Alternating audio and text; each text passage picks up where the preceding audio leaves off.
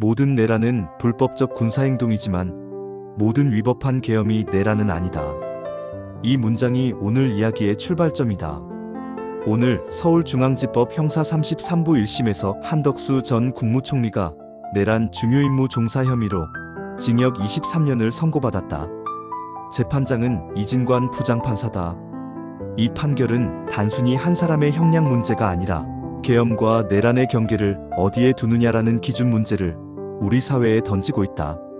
상식적으로 생각해보면 윤석열의 비상계엄 판단은 충분히 비판받을 수 있다. 위헌 위법 논란도 있고 정치적 책임을 묻는 것도 가능하다. 하지만 계엄을 잘못했다는 평가와 형법상 내란은 같은 말일까? 이 둘은 애초에 같은 선에 놓기 어려운 개념처럼 느껴진다. 정치적 판단의 실패와 국가 질서를 무력으로 뒤엎는 범죄는 성격이 다르기 때문이다. 지금 이재명이 정치를 개판으로 한다고 해서 그것이 내란이 아닌 것과 비슷한 이치다. 정치는 정치의 영역에서 평가받아야 하고 내란은 최후의 범죄로 남아있어야 한다는 게 상식적이다. 이 사안을 국제 언론들의 보도 행태로 보면 이런 구분은 더 또렷해진다. 워싱턴 포스트, 뉴욕타임스, BBC 같은 주요 국제 언론들은 윤석열의 비상계엄을 매우 심각하게 비판하면서도 사건을 규정하는 언어에서는 상당히 신중한 태도를 유지했다. 보도의 초점은 내란이나 무장봉기 같은 형사범죄 규정이 아니라 계엄 선언, 비상계엄, 그리고 그 이후의 철회에 맞춰져 있었다. 특히 뉴욕타임스와 워싱턴 포스트는 이 사안을 실패한 계엄 시도 혹은 계엄에서 물러섬이라는 표현으로 설명했다. 이는 계엄이 실제 통치체제로 굳어지지 못했고 몇 시간 만에 국회의 결정으로 해제됐다는 점을 강조하는 표현이다.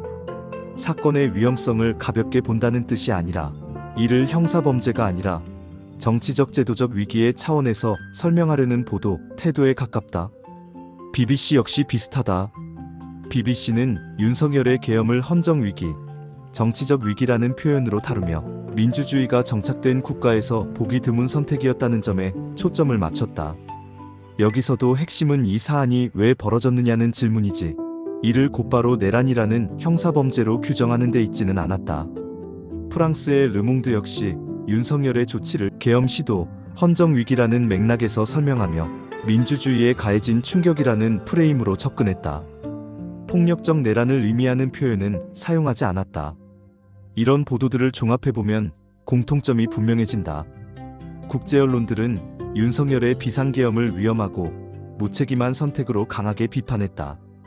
하지만 그 비판의 언어는 내란이 아니라 실패한 시도, 헌정위기, 계엄 선언에 머물러 있었다. 국제 언론사들은 내란이라는 용어를 사용하는 데 있어 비교적 엄격한 기준을 적용하고 있고 그 기준에 비춰볼 때 이 사안을 내란으로 단정하지는 않았다는 점이 드러난다. 여기에 더해 국제 언론들이 공통적으로 보인 또 하나의 반응은 당혹감이었다. 정치 선진국으로 평가받던 한국에서 왜 굳이 계엄이라는 극단적 선택이 나왔느냐는 뉘앙스다. 총격도 없고 내전 상황도 아니며 국가 기능이 붕괴된 것도 아닌데 왜 군사적 비상계엄이 필요했느냐는 질문이 기사 전반에 깔려 있었다. 국제 언론들의 시선은 내란 여부가 아니라 민주주의 국가에서 상상하기 어려운 판단이 왜 나왔느냐에 더 가까워 보였다. 그런데 이번 1심 판결에서는 비상계엄이 쿠데타에 해당하는 내란으로 규정됐고 계엄이 짧은 시간 안에 해제된 점도 감형 사유로 보지 않겠다는 판단이 나왔다. 여기서 다시 상식적인 질문이 생긴다. 내란이 그렇게 중대한 범죄라면 그 성립 기준 역시 훨씬 더 엄격해야 하는 것 아닌가? 총격이 있었는지, 사망자가 발생했는지, 국회나 선관위가 실제로 장악됐는지, 국가 기능이 현실에서 마비됐는지 같은 요소들은 일반 시민의 눈에도 중요한 기준처럼 보인다. 또 하나 짚지 않을 수 없는 부분은 재판관의 태도다. 이진관 부장판사는 선고 과정에서 계엄이 빨리 해제된 것은 국민 덕분이라는 취지의 발언을 했고 감정이 드러난 장면도 있었다. 사람으로서는 이해할 수 있다. 하지만 이런 역사에 남을 재판에서 재판관은 일개 시민의 감정보다 법정의 언어를 사용해야 하지 않을까 하는 생각도 든다. 재판관 개인의 감정이 판결에 들어가는 순간 이 재판은 법리에 따른 판단이라기보다 재판관 개인의 인식과 감정이 섞인 판단처럼 읽힐 수 있다는 우려가 나온다. 이 재판은 한 사람만을 심판하는 재판이 아니다.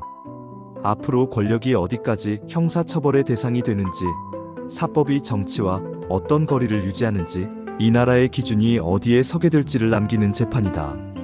그래서 법은 귀에 걸면 귀걸이, 코에 걸면 코걸이처럼 보이지 않도록 기준은 더 분명하고 과정은 더 절제돼야 한다는 생각이 든다.